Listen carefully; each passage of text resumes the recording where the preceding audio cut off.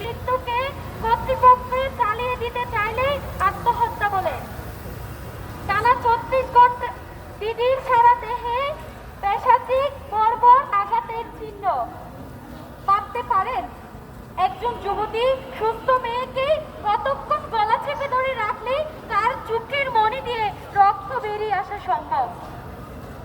পুরো দেহে 113টা কামড়ের দাগ, 150 গ্রাম